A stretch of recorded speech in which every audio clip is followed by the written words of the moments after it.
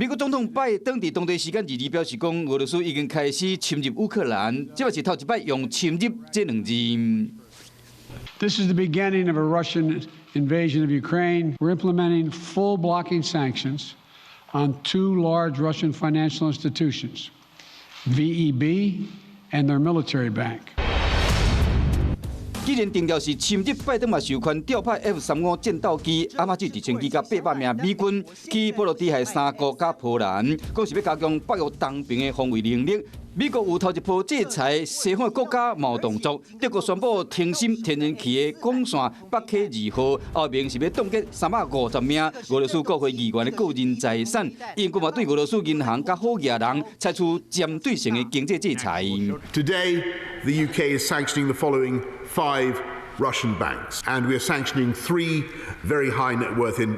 有英国国会议员提醒讲，制裁俄罗斯袂使落软，因为中国正在咧看这个代志的发展，若想要安怎对付台湾，面对西方国家制裁俄罗斯，有可能以减少还是断绝供应天然气作为报复。美国方面强调，讲会持续监控能源供应的情形。那昨美国股市失败，道琼工业指数是落480点，标普500指数是跌超过1%。进入修正区，随着乌克兰跟俄罗斯紧张局势升温，嘛牵动国际股市的变化。